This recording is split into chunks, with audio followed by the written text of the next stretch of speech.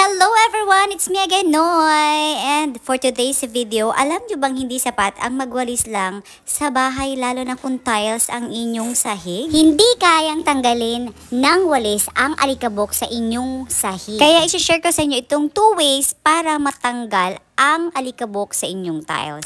Ito ay isang mop na microfiber. Diretso na siya nag-spray ng tubig. So, diretso na siya mop. 2-in-1 na siya. Actually, regalo lang to ni Mama kay Summer. So, thank you Mama. Ayan, napaka-useful niya. Kasi look, grabe, ang daming alikabok na hindi nyo nakikita. Ayan.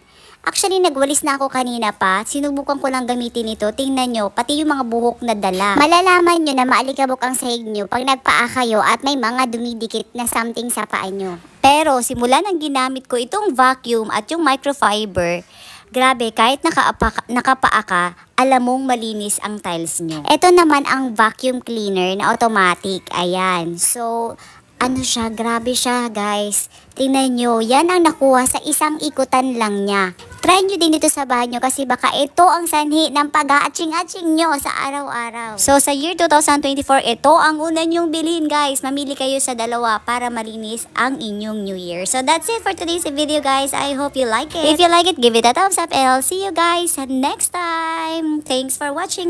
Mwah!